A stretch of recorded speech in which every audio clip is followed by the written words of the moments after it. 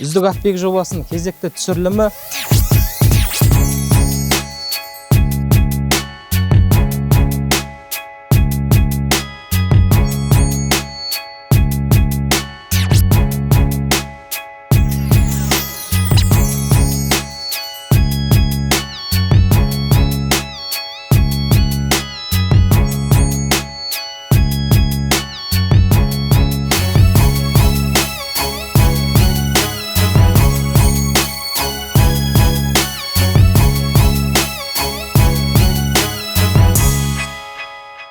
Ассалаумағалейкум, қадірлі көкпар сүйер қауым, құрметті үздік атбек жобасының көрермендері.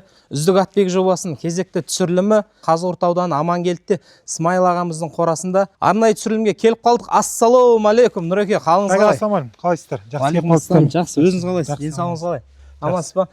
Міне алдарымызда Нұрекең Смайыл ағамыздың баласы бүгінгі түсірілімде өзі демеушілік етіп жатыр. Бүгінгі түсірілімде қарабайыр қазанаттар өлгенше шабады деген бір дәлелі болайын деп тұр.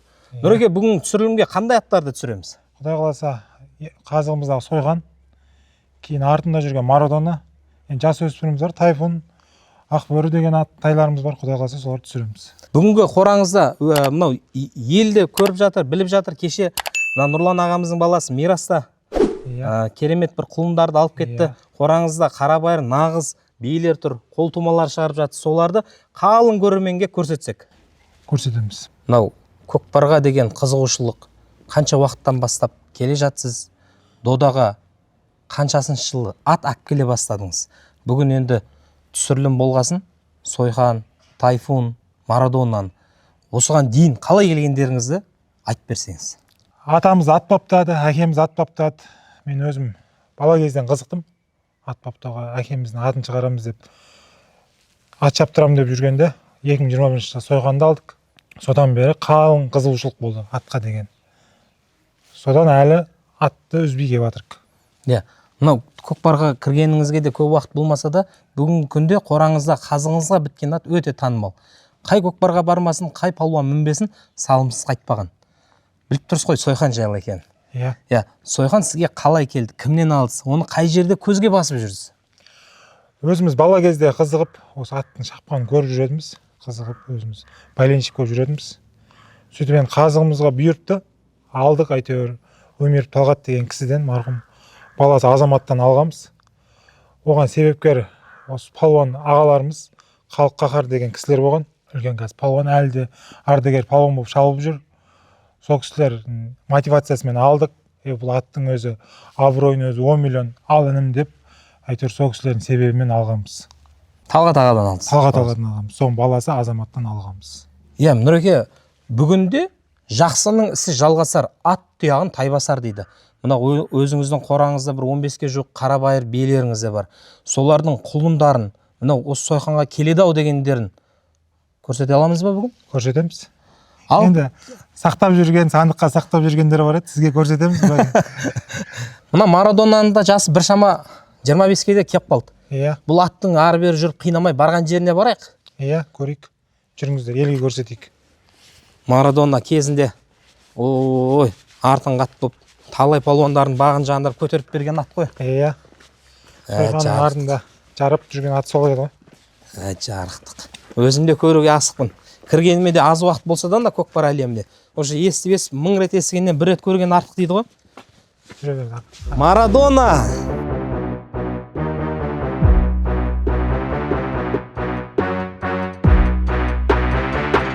Бұл Марадона 2017-18 Жомарт Ғалымжан ағаларымыз мініп көкпарда жарап берген аттың бірі ғой. Жақсылап таныстырып айтып беріңізші, мен тек естігенімді айттым енді.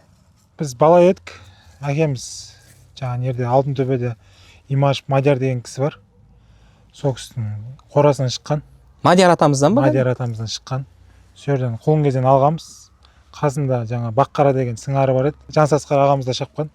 Соның сыңары бұл Марадона. Екеуі артын қат бұл. Көкпар әлемінде артын қат.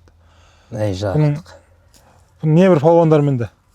Сойқанның артында екеуі кешенге дейін шапты. Марадонаны байқауымша қандық қалған сияқтысыз ғой, қарабайырдың жалғастырып, племенной работаға, Енді бұл Сойқанмен бірге алдық екеуін. Енді жаңа Сойқанға бардық, жаңа ағаларымыз айттық, қызығушылық танытты деп. барып сол сойқанның артында болған екен, өзімнен шыққан екен, жағын тартып алғам енді екеуін. Әйтеуір қазымызға келіп бақ болып келді екеуі. Бұл енді небір палуандар мінді бұны. Жаңа халық көкеміздің артындағы палуандар мінді, әзіреттер мінді, омархандар мінді. Ешқандай палуаннан жалбы түспеген бұл атқа. Істемей қалып, жүрмей қалды. Ешқандай аяғында да стрип болмады. Енді 23-ке келген оңай емес. Енді қазір енді өзіміз бамында үйірде, құдай қаласа. Енді амандығын берсе, тағы да үйірге түседі. Сойқанның қыздарына түсіп жатыр жаңағы. Бұны өзіңіз айтып қалдыңыз ғой, Сойқанның қыздарына түсіп жатыр деп. Сойқанның қыздарынан қалай берді? Ала алдыңыз ба қолтума? Былтыр қойдық Сойқанның қыздарына.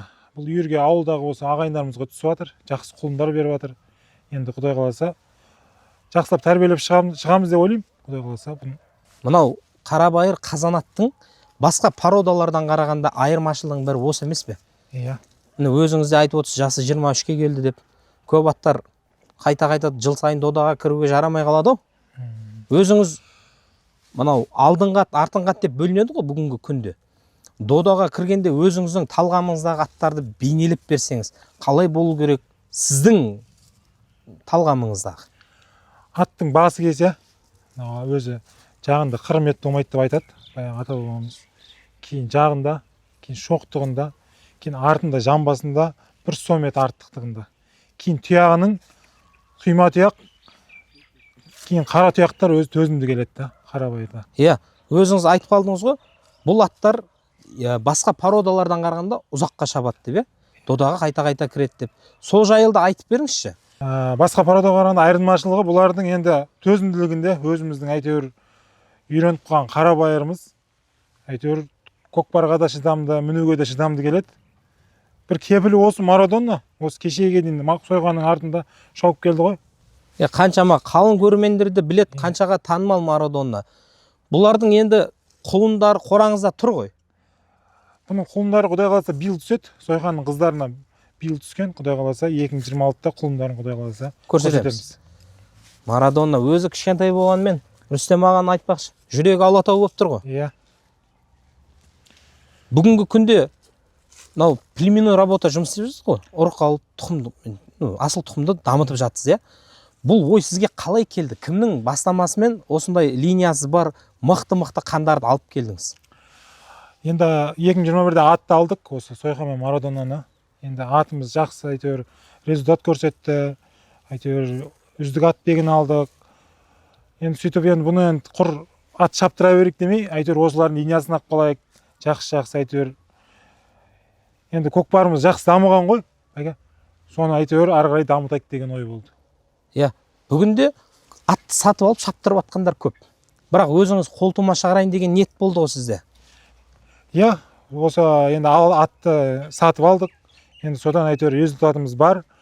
Осы әйтеуір құлындарын сатып атырық. Енді өзімде қалғандары бар. Содан құдай қаласа келешекте көресіздер.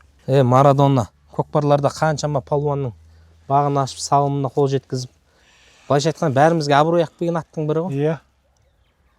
Енді бірінші аттарымыздың бірі ғой. Мен өзімнің бірінші аттарым әйтеуір бала кезден әперген әкеміз. Сөйтіп әйтеуір енді ақша керек болып саттық, қайтып бақ болып келген ат. Бұны бір сатып алып келдіңіздер ме? Мен сатқам ғой бұны. Кімге? Бұл атты ағайын атамызға сатқанбыз. Ол кісі жаңағы Өмір Талғат ағамызға сатқан. Содан енді бақ болып келген қайт жайы бар. Қайтқан малда қайыр бар дейді ғой. Yeah. Бүгінде бір ағаларымыз сатып қайттан әкеп жатыр. Міне бүгін көріп отырмыз өзімізде. Ал Нұреке, қазыңызда жақсы тұлпар біткен екен. Бұдан кейін де өзінен біреулер әкесіне жетіп туады, біреулер әкесіне өтіп туады дейді ғой. Ат тұяғын тай басар дейді ғой. Бұдан кейін де енді жалғаса берсін. Мына қораңызда қазыңызға біткен келесі тұлпарларға обзор жасайық. Иә, жүріп көріңіздер.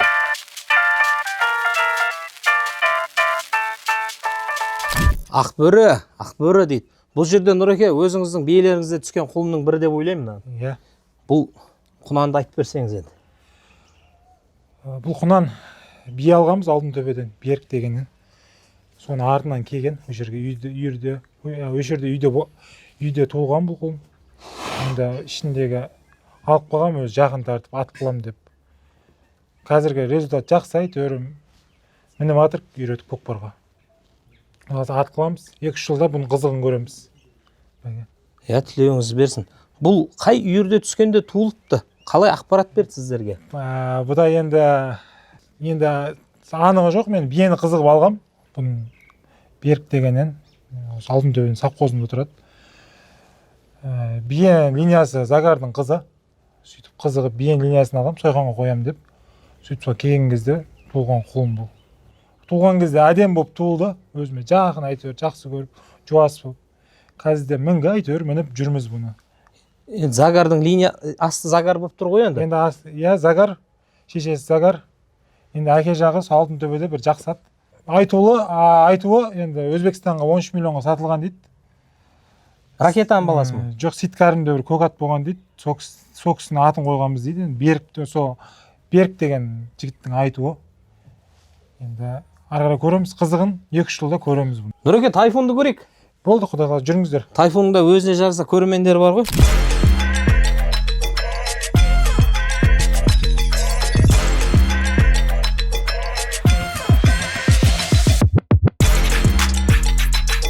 Бұл аттың да өзінің бір қасиеті, өзінің бір ерекшелігі бар ғой. Бұл аттардың бағып қағуы, баптауы ат бейгеде байланысты дейді ғой. Бұның ат бейгісі кім? Бұның ат бейгісі өзім. Аттардың бәріне өзім қараймын, өзім баптаймын, өзім суытамын. Өзімізде мынау, мен енді әлеуметтік желіден көрдім ғой. Көкпарларға барғанда аттарыңыз четкий тап-таза болып барады. Бұлардың транспортировкасы қалай? Немен алып барасыздар? Бұны азанда ерте тұрамыз, 4-тен бастап көкпарға дайындаламыз. Ат та өзі кәдімгі дайын, ат та өзі сезеді көкпарға баратын. Міне. Кәдімгі дайын жүреді. Кәдімгі спортсмен ғой, бір ауызбен айтқан кезде. Кәдімгі олимпиадаға барған сияқты, бұл да ат та өзі дайын сезеді. Өзі аунайды, азанмен тұрып аунатамыз. Бір күн алып таң астырамыз, мінеміз, терін аламыз. Сөйтіп, ертесіне көкпарға жақсы дайындалып апарамыз. Тазалаймыз оның. Енді жұмыстары бар, бірақ енді көкпарда машақаты бар, бірақ көкпарда ол үйтіп қарамасаң көкпарат ат болмайды. Дұрыс. Енді әр нәрсе өзіне жараса да. Сізде канивоз бар екен. Канивозбен де алып келіп, бүгінгі күнде газельге өтіпсіз. Канивозбен бірінші атты алған кезде канивозбен тасыдық. Айырмашылығын айтыңызшы. Канивозбен айырмашылығы, канивозда жеңіл барады ат. Шаршамайды, ұзақ жолға да. Енді газельмен сәл енді ауырлау. Өзің де шаршайсың, ат та сәл шаршайды. Айырмашылық сода. Тайфун нешінші жыл отын жеп жатыр бүгінгі күнде? Бұл 20-ның құлыны биыл 5-дің отын жеп жатыр. Биыл кішігірім көкпарларға қосамыз. Атым бітімі бөлек, қамыс құлақ, жүрісі нық. Биыл енді дайын, бұны жақсылап тауға да мінгіздік. Үйірге де түсті, бір жыл үйірге түсті ауылда. Бір жыл үйірге де түсті. Тауға да мінілді бұл атымыз. Бұның бойы 1,70. Бұның бойы 1,70. Бұның енді шыққан тегін айтып кетейін. Бұны Абзал деген бауырымыз бар, Түлкібастан, балықшыдан. Сол бауырымыздың қорасынан, ода да жақсы бийлер болатын. Бұның ағасы да бар, ол Абзал дегенде. 2019 жылғы ағасы бар. Абзалдың өзінде. 2020 жылғы құлын, жаңа айтып өттім. Өзім формасына қызығып алғам, Абзалдан әйтеуір. Бұның қандай үйірде түскенде түсіпті, бұның әкесі кім? Әкесі Абзалдың айтуы, бұл Тайфун деген аттан түскен. Баяғы Тайфун. Енді қай Тайфун екенін Абзал анық қанан Абзал айтып жатыр. Бұнда атын Тайфун қойдым, әкесі құсап. Жетістіктерге жетсін деп. Жетістіктерге жетсін деп. Құдай қаласа бұны шаптырамыз биыл. Породасы не екен бұның? Бұл әкесі Данчак, шешесі Орловский. Әкесі Данчак, шешесі Орловский. Қораңызда Қарабайырдан да басқа ат ұстап көргіңіз кетті да? Енді бұл да үйірге қоямыз бұны.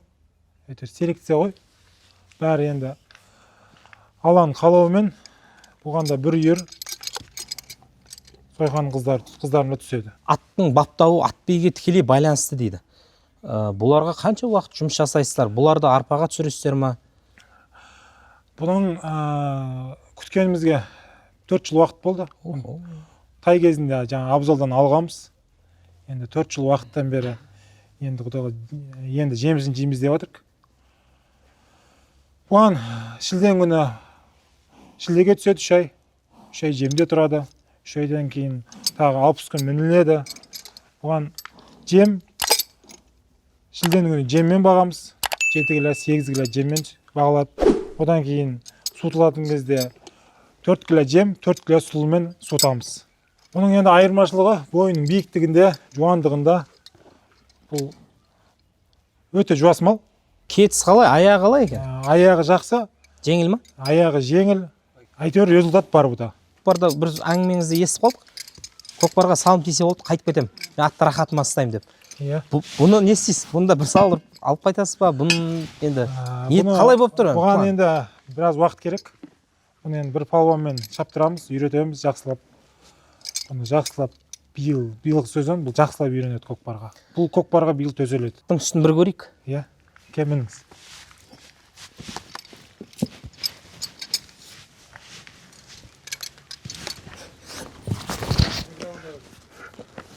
Ой. Ал сау десең. Ал жігіттер, алғаш боп мынау осы үздік атбегілер түсірілімі басталғалы аттардың үстіне мініп көріп жатырмыз ғой.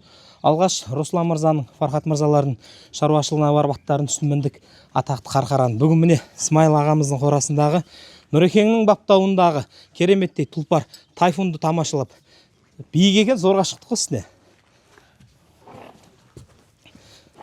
Денесіне жараса қимылы жылдам екен.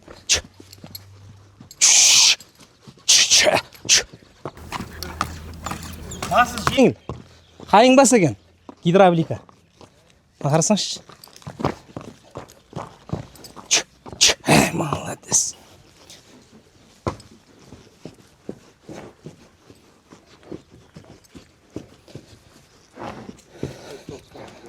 Енді атты бір мініп көрдік қой енді. Алған әсеріме бөлсейін. Басы жеңіл, қайың бас. Кетісі жылдам. Өзі жуас мал екен. Айтқанын істеп тұр. Негіз қамшыға жүретін емес, шылауға жүретін атын. Негіз мақтайды ғой адамдар. Қамшы берді емес, шылауын. Аттың үсті нұқ, биік. Мынан шоқтығы да 1,70 деді. Биік ат екен. Иә. Мынаның алдына бір ататын. Несі жоқ екен? Атак танкі болып тұр ғой. Биіктігін қарасаңызшы. Биік ат демекші, көкпарда байқағанымыз, көп адамдар алдыңғы атқа мән береді екен. Не себепті алдыңғы атқа көп мән береді? Сіздің ойыңызша? Мен ойым, жұрттар енді алдыңғы ат дейді, үлкен ат дейді, кіші ат дейді. Ол алды мен арты сай болу керек көкпарда. 4 құбылаң сай болды деп айтады қазақ атам. Көкпарда 4 құбылаң сай бару керек. Палуанның да, қазір палуандар да алды арты дейді. Ол алды барып тұрғанмен арты алмай тұрса, ол шерге бұйырмайды. Соқсап, аттың да алдыңғы ат та артыңғы ат та бір-біріне сай болу керек бәке. Өйткені алдыңғы атың да барып тұру керек, артыңғы атың да ертіп тұру керек. Жетіп тұру керек. Иә. Өйткені баяғыдай көкпар емес қазір айналма көкпар. Сол сияқты алдында артында сай болу керек. Бүгінгі күнде мынау көкпардың дамыған соншалықты әрбір мәрем басында 200-300 аттан тұрады дейді. Жоғарғы мәре, төменгі мәре дейді. Сол иірімге, айналымға лайықты ат болу керек дейді. Дода қалың болып жатыр дейді. Бұны енді үлкен көкпарларда көрсек дейміз. Бұның арты кім болады енді? Бұның артына ат аламыз. Қазір енді Марадонадан кейін артына атымыз жоқ. Биылғы сезонға тайфунға бір ат, сойғанға бір ат аламыз.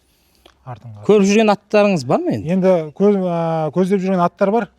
Енді көкпарда көріп, тексеріп аламыз. Айтып қалдыңыз ғой Сойхан деп. Сойханды енді көргенде бар, көрмегенде бар. Бүгінгі күнде Сойханның енді шыны керек кезінде бүгінде шауып жатыр ғой, қылышынан қан тамып тұрды. Қаншама палуан мінді, салымсыз қайтпады. Енді мына жерге Сойхан деп келдік қой. Енді өзіңіз де біліп тұрған шығарсыз. Қалың көрермендер де асыға күтіп жатыр Сойханды. Сойханға кезек эпизодты берсек, енді ел ынтық күтіп отыр ғой бәке. Көрсетейік елге. Мен өзімде шыдай алмай кеттім. Өзімде көргім келіп тұр. Мына атыңыз мәре бағы жана берсін. Жануар таза, биік, нағыз алдыңғы ат екен, таза алдыңғы ат. Ана біреулер бар ғой, 1,60-ға жетпесе де алдыңғы ат дей береді. Бұл ондай емес. Үстіне зорға шықтық.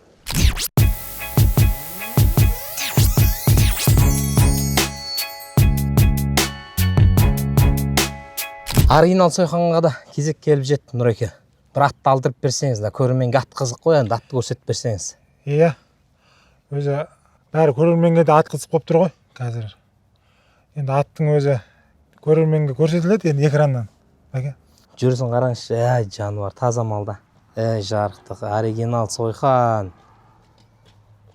Қай палуан мінбесін? Қай палуан мінбесін? Барған көкпарында салымды болып келді ғой.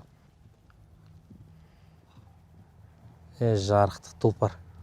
Бітімі бөлек. 16-17-нің отын жесе де көкпарға деген күш қуаты тасып тұр. Иә. Әй жарықтық. Жақсының жақсылығын айт, нұры тассын дейді ғой. Иә. Түсе бар алды. Бұл атымыз оригинал Сойқан. Әйтеуір елге мәлім, көкпар әлемінде ойбалы орны бар. Бәке. 16-ның отын жеп жатыр.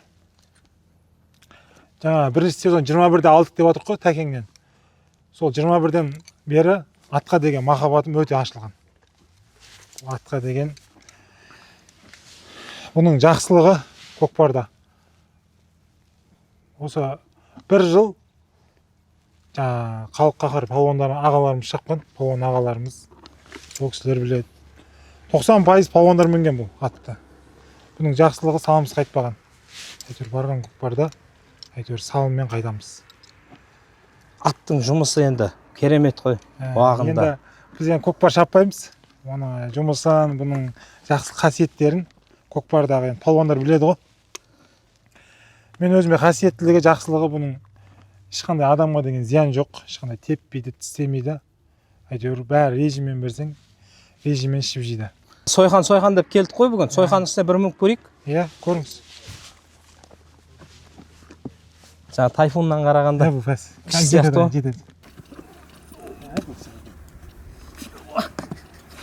Көріс пе қасиеті мінгеннен. Мінгеннен кетейін деп тұр ғой. Жаңа аттан, жаңа тайфуннан ерекшелігі, скоростной ғой. Сойқанның жаңа енді екінші ат қой мініп көріп атқан. Иә. Ерекшелігі скоростной, оған қамшы керек емес сияқты ғой. Жоқ, оған қамшы керек емес. Бұның айыртпашылығы дода айдайды. Көкпар тисе іштен ұмтылып шығады бұл атымыз. Мәреге апарып тастағанша тоқтамайды ғой атымыз. Скоростной. Өзіміз енді қазір техника дамыған ғой. Дрон бар, дроннан көреміз көкпардан кейін өзіміздің атымыздың тәжірибесін көреміз. Қалай шауып атқанын. Бұл аттың ерекшелігі енді маған байқалып атқан енді. Палуан ағаларым, шабандоз ағаларым жақсы біледі ғой. Мен байқағанымын. Чувствительный да? Мындай жылдан бір орында тұрмайды. Әрекеттері жақсы. Бұл бекер оригинал қойылмапты ғой ат, иә? Бұл негізі аты Сойқан болған. Алдың егесінде Сойқан болған. Бұл оригинал деген өзім қойғам. Бір ағамыз айтып еді, оригинал қылып шаптыршы бұны. Жануардың артықшылығы көп қой, бұл артықшылығы бұл атта деп. Оригинал қылып шаптыр деп, сөйтіп оригинал қойғамыз. Бұл әйтеуір небір дәутөйлерде салынды. Әбжаппар Әлқожаның көкпарында салды, Бағлан палуан. Мейрамбек Беспаевтың көкпарында салды, екінші салынды. Қаршыға Бөбетаев деген сол Жамбылдың палуаны. Небір дәутөйлерде салынды оған. Ел білсе, біреу біліп, біреу білмей жатар, бірақ барған көкпарларда салымды болып қайтып атамыз. Өзіңіздің әңгімеңізден байқадық қой, Нұреке, алдында да әңгімелесіп қалдық айтты. Бір салас әкетіп қалады деген зат. Енді өзі енді аттың әйтеуір 24 сағат қасында болмасақ та, бір 15 сағат аттың қасындамыз бәке. Әйтеуір аттың жақсылығын білгеннен кейін, бұның жалында ғой жақсылығы. Әйтеуір әкеміздің аты шартақтан әйтеуір естілсе деп ниет қылып алғанбыз ғой. Әкеміздің аты бір естіледі, әйтеуір сөйде бір салым салса, сонымен артып атты үйге қайтамыз. Мына бір әңгімеңізді айттыңыз ғой, алғаш болса Сойқанмен кіріп атқанда көкпардың соңы өгіз өлді салатын кезде атта кетіп қалдым деп. Сол бір қызықтан айтсаңызшы. Жаңа енді Мейрамбектің көкпары деп жатырық қой. Мейрамбектің көкпарына осы бардық. Неше мың километр ғой, енді 250 километр бардық. Азан түннен бастап дайындалып бардық. Осы жерден, осы ауылдан газель жалдап барғам. Сөйтіп атты бердік бірінші қолға. Sonra мінді, атқа тиді, салымды болды. Осы жерде енді жігіттер, қасында жігіттер, атың қол жүріп тұр, екінші қол бер, атын салат деді. Енді мен өзім аттың жанын қиналғым келмейді. Осы жерде сол таразыға барып бір қолмен қайтқанбыз. Бүйтіп неше көкпарларда бір қолмен қайтқан жайы бар.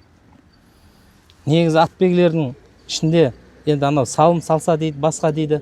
Сіздің байқағанымыз әңгімеңізден атты күтіп баптайды екенсіз. Бүгінгі күнде 16-ның 30-седе жануар күшінде жер қазып көкпар сұрап тұр.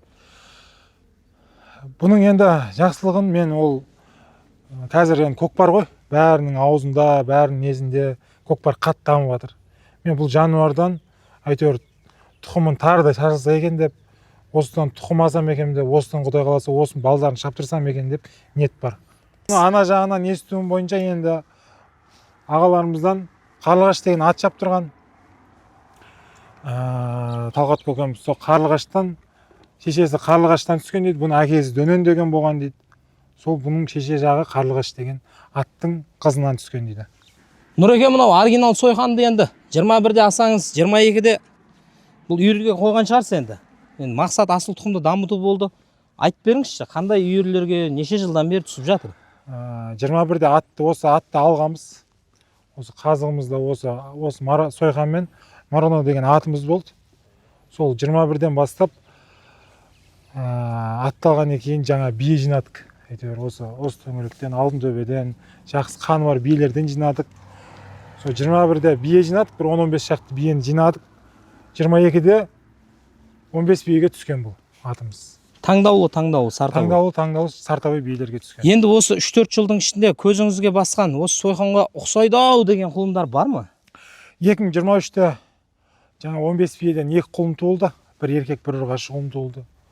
Енді малдың арасында жүргеннен кейін енді қиын да болады, малдың жақсылығы да болады. Ол енді бәріне шыдай білу керек. 2 құлын түсті. 2022-де 15 биеден 2 құлын түсті. Қалған биелер тастап қойды. Енді ауру келді. Алланың сынағы ғой бұл да. Пұстап айтады. Бір ұрғашы, бір еркек құлын түсті. Еркек құлын өзіне құсайтын еді. Енді ат қылам ғой деп отырым. Еркек құлын бір жасында осы Қазығұрт Сарыағаш ауданы Дербісекке Нұрмахан көкемізге саттым. Нұрмахан көке, Цезарьдің егесі? Цезарьдің егесіне. Бүгінгі күнде құлындарын қаншадан саттыңыз? Айтып қалдыңыз ғой, Нұрмахан аға тура өзіне ұқсағанын алды деп. Видеода да байқадық. Қаншаға кетті?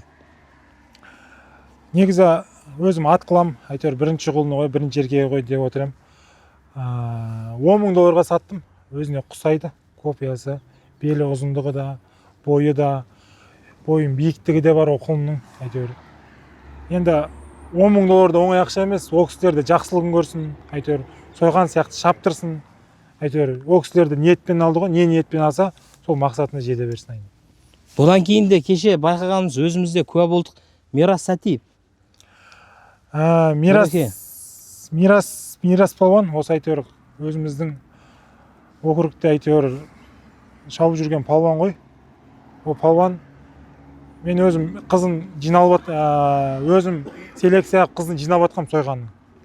Мирас палуан биылда 6 еркек, 2025-те 6 еркек, бір ұрғаш түскен. Сол бір ұрғашын Мирас палуан алған.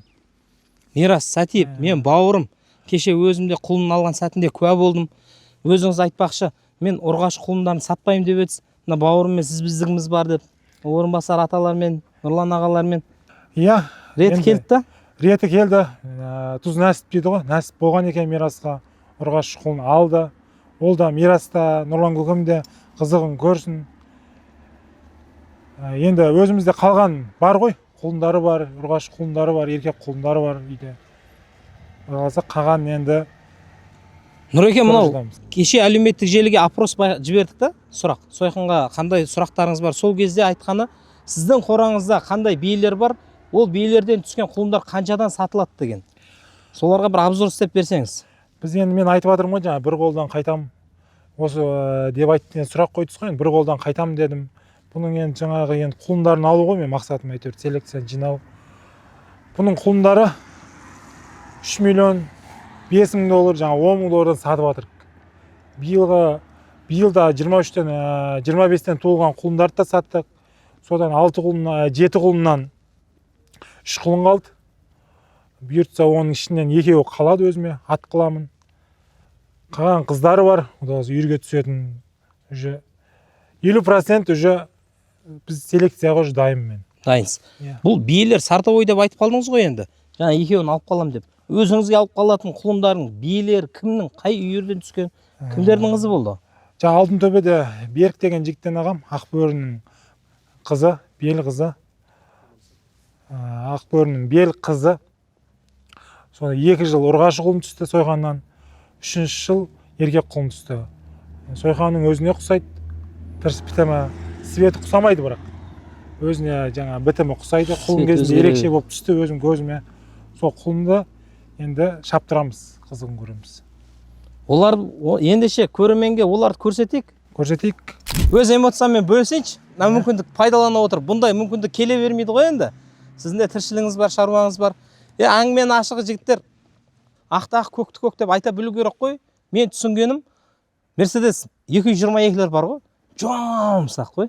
Айдасаң, енді айдап жүрген жігіттер біледі ғой. Дәл сондай ғой. Жаңа атыңызды міндік қой анау. Боран деген. Тайфун. Тайфунның үсті 470 ғой. Жолсыз бүйтіп отырасың, дәу да? Мынау 222 ғой. Не деген жұмсақ? Былай кетсең, былай. Еще шаршамайсың ғой. Турбина бар ма екен? Бүйтсең кетіп тұр ғой. Нұреке өзіңіз бір айналдырып көрсетіңізші.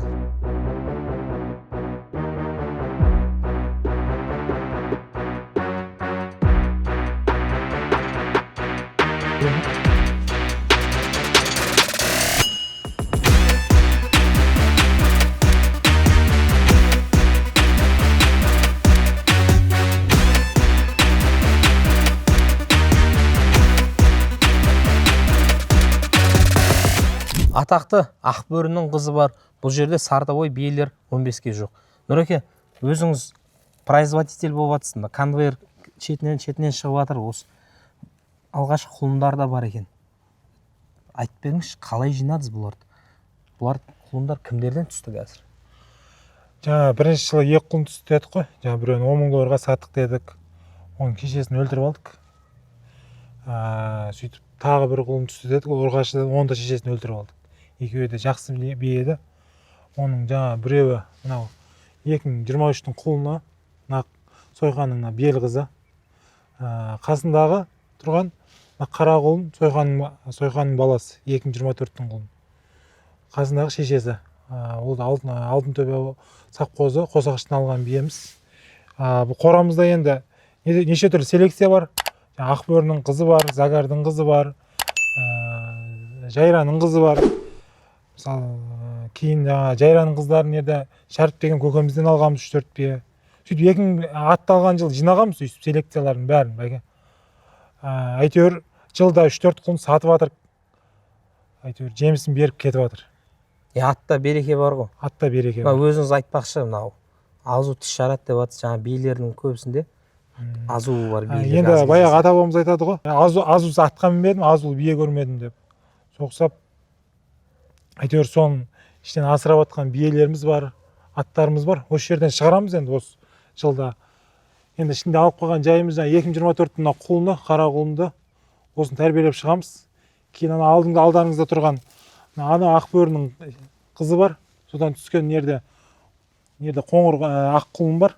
Мынау тұрған Загардың қызы. Жаңаға ноқтада тұрған іштегі жаңа ақ құлын тұр ғой, жаңа Ақбөрі дегеніміз. Осыдан бірінші құлын түскен. Бұдан кейін тағы бір сойқаннан түскен құлын 3 миллионға Алтынтөбеге сатқанбыз. Биылғы құлыны бар, 2025-тің құлыны. Ол Аршетте тұрған, Аршетіндегі жирен құлын. Мына тұрғанның алдында төбелі тұрған бәрі сойқанның балдары, қыздар алдарыңызда. Алдарыңызда тұрған Жайраның қызы. Бір аяғын бүгіп тұрған. Алдындағы. Аршетіндегі төбелі тай 2024-тің құлыны, ол да Ақбөрінің қызынан түскен. Мен қазір биелерді бір айдайын. Қара жібеңізші. Қара, көк бие, қара жал. Бұны Қазығұрттан алғанбыз, бір ағамыздан алғанбыз. Бұл жаңа мирас алған тайдың шешесі. Кешегі мирас алып кеткен ұрғаш тайдың шешесі бұл. Бие екен, бие? Биенің жаңағы сүті жақсы. Мына жаңа Загардың қызы биылғы 20-25-тің құлыны мынау. Қайсысы? Мынау. Алдыңғы ағасын жаңа Алтынтөбеге саттық деп атым ғой 3 миллионға. Иә? Бәрі сода осыдан түскен қыз. Ең жақсы биелеріміздің бірі. Мен қазір мыналар Нұреке шығарам, қараңызшы. Бұл ақты ана Алтынтөбе совхоз Қосағышта Жарас деген ағамыздың ағамыз. Жаңа артындағы жаңағы 24-тің құлыны, қара құлын соның құлыны. Бұл да бірінші өнімдері мынау 24-те. Бұл биенің бірінші өнімдері да. Bu yerде жаңа Ақбөрінің қызынан түскен жаңа мынау бұрыл құлын деп атқанымыз мынау. Өзімізге ат қылып алып қаламыз ар шетіндегі. Соның қасындағы сол мына бие тұр ғой, мына бие. Мына бұрыл бие. Бұл бұрыл бие мына Ақбөрден түскен 11-дің қызы, сол Алтынтөбеден мен алған кезде қойылған, осы жерге келіп алып келгенбіз. Бұл да туылды. Сойқаннан мынау қара торы бие, қара торы тай. Ал мына бие жаңағы Жайранның қызы деп атқан, мынау соның көтінен түскен құлын, сияқтан кеп мен алған жылы. Бұл бие де туылды, қасындағы төбел торы тайымызды. Мынау да жаңа ол жаңа биеміз шәріптен шыққан, мына биеміз де шәріптен шыққан. Енді ол кісі айтуы бойынша жаңа бұрыл ат қойған, Алтынтөбеде жақсы ат болған. Сол бұрыл аттың қыздары мынау. Осы селекциямыз. Құдай қаласа енді келешекте жақсы аттар шығарамыз. Сойқанды алып қалдым деген жаңа қайсысы? Мына алдыңызда тұрған бұрыл ғой, ар шетінде құлын.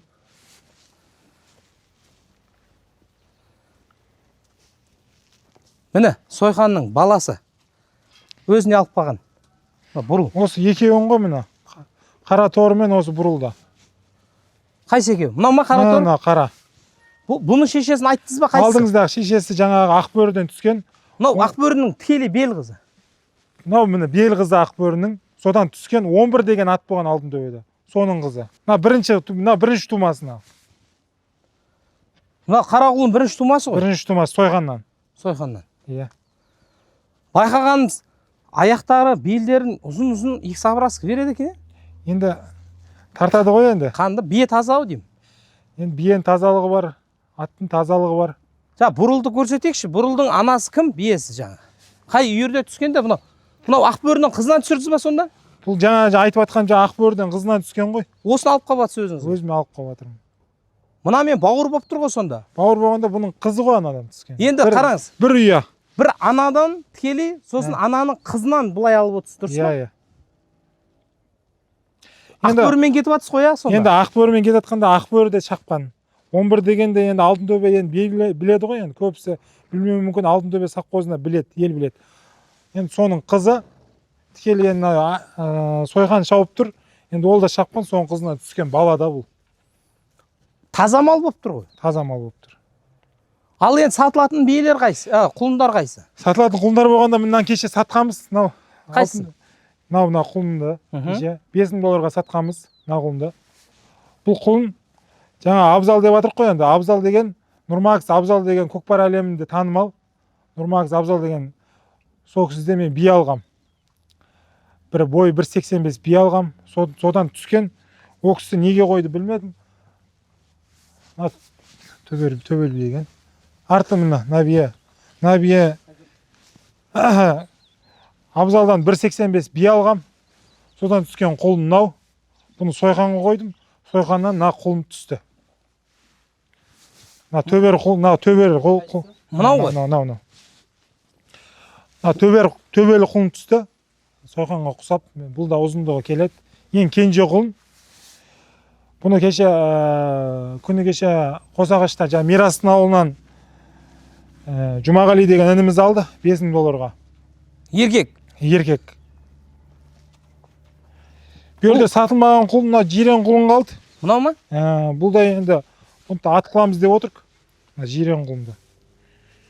Алып қалатсыздар ғой сонда? Иә. Бұл таза мал екен, Иә, бәрі. Үйренген адамға жұбас. Бұл да жирен құлынымыз, бұны да шешесі жаңағы Загардың қызы. Загардың қызы.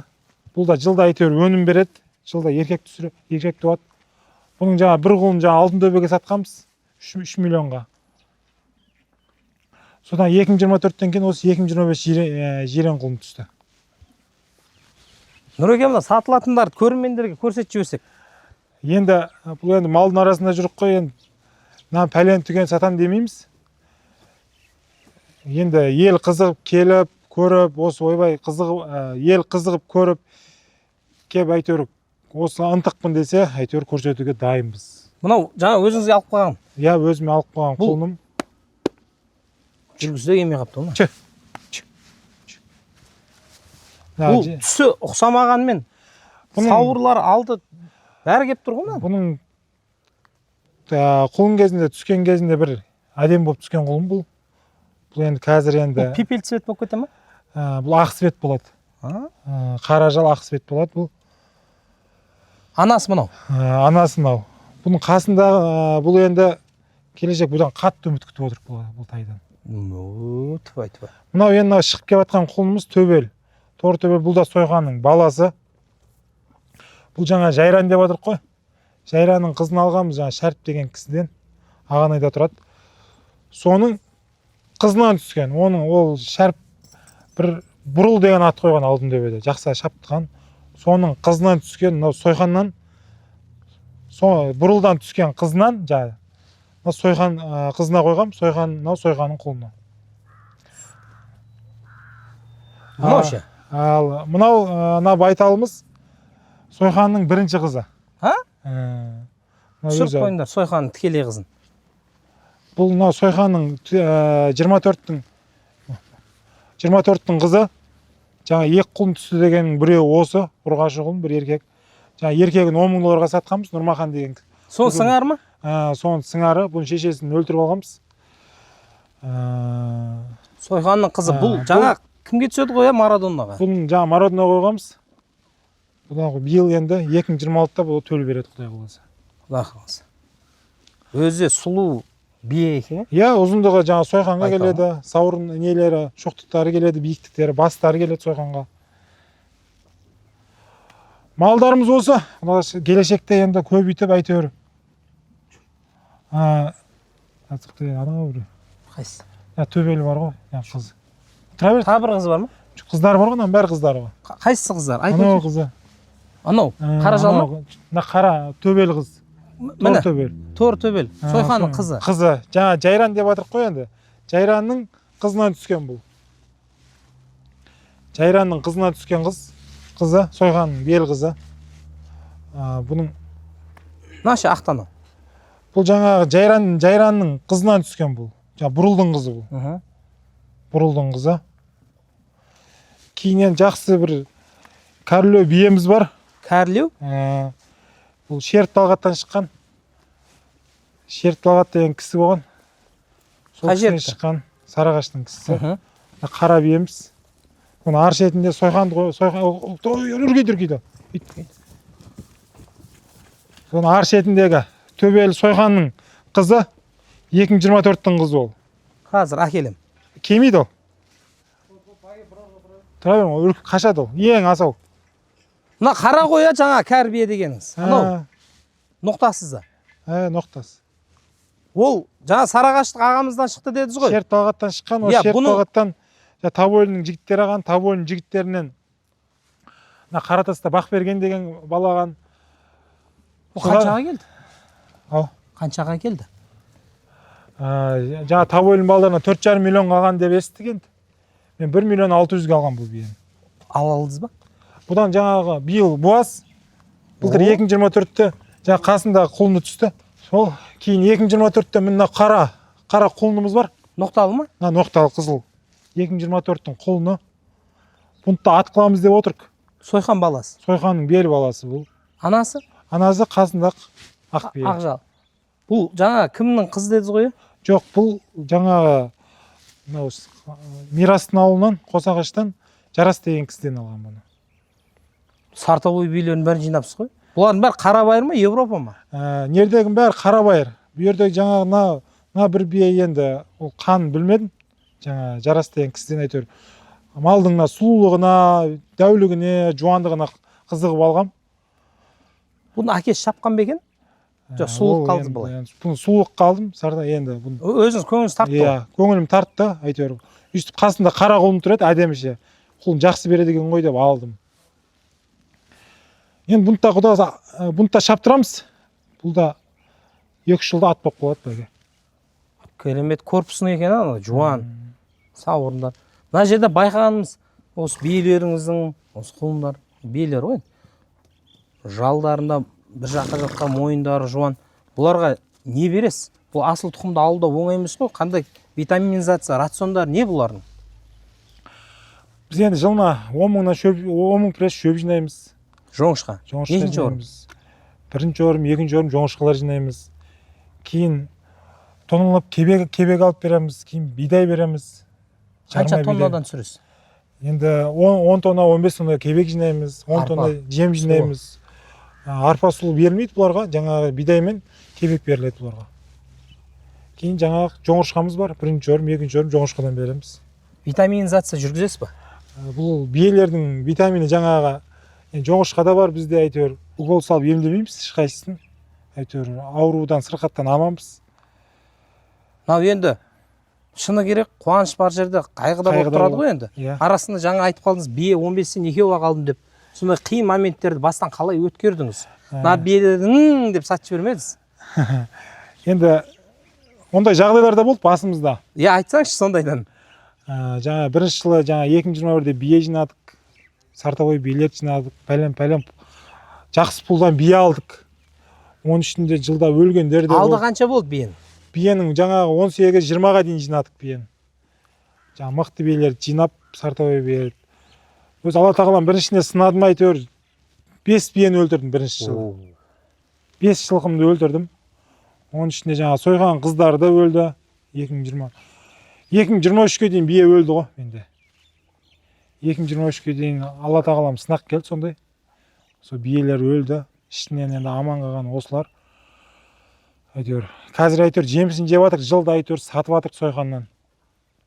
Сойғанның балдарын сатып жатырық. Жылда жеміс беріп жатыр. Аллаға мыңда бір шүкір. Биеңіздің алдыңғы бағасы қаншадан келді сізге? Биенің алдыңғы бағасы 4 миллионнан келді.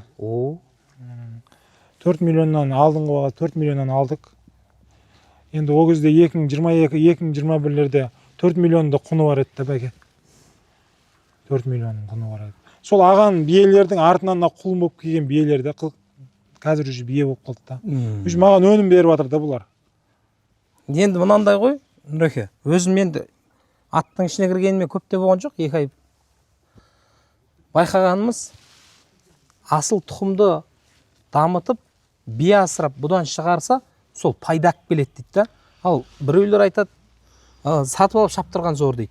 Өзіңіздің қораңызда енді қол тумаңызда бар, сатып алғаныңызда бар екен да. Енді өзіңіз атбегі ретінде айтып беріңізші екеуінің ара жігін. Мен атбегі ретінде мен енді дайын атап шаптырып жатырмын. Бүгінгі күнде? Күнде біреу мойындайды оны, ол да оңай емес деп. Бірақ мына заманда атқа қарау да оңай емес. Бір пресс алып 1 кило бидай беру да оңай емес. Сіз 10 тонналап түсіресіз. Енді алып қазір енді шаптырып жатырық, оны тәрбиелеп, енді содан ертең шығарсақ шын атбегі боламыз. Осылардан шығарсаңыз? Осылардан әйтеуір, мысалы енді Сойқан маған танымал болып келді. Сол жақта шауып келді. Мен алдым, дәл шаптырдым. Мен енді осы Сойқанның балдарын шығарып шаптырсам, сол кезде атбегілікке, шын атбегілікке жатамын. Бүгінгі күнде қандай атбегісіз? Бүгінгі дайын атбегі болып тұрық, елдің айтуы бойынша. Дайын атбегі болып тұрық. Бірақ енді жас кезінен қызығамыз атқа, әйтеуір тай асырадық, бір тайды өлтірдік. Енді жас болды, тәжірибе жинап, енді көкпарларға шығып атқан жайымыз ғой. Бірақ енді мен келешекте Құдай қаласа осылардан Сойқанның балдарын шығарамын. Алла сол күнге жеткізсін. Алла тағала кәсіптеріңізді береке болып, мына шаңырақта той томалақ, аттарыңыз мәре бағы жана берсін. Бұл түсірілім баршаңызға ұнады деп ойлаймын. Комментарий жазып, лайк басып, видеоны бөлсіңіздер. Instagram, YouTube, TikTok, Facebook аккаунттарға тіркеліңіздер. Үздік атбегілер жобасын қолдаңыздар, баршаңызға алғыс білдіреміз. Алдағы түсірілімдерді сіздерге хабарлап отырамыз. Ұлттық спортымыз дами берсін. Шынайы жанашыр ағаларымыз көп болсын. Үздік атбегі тек үздіктер түсіреді.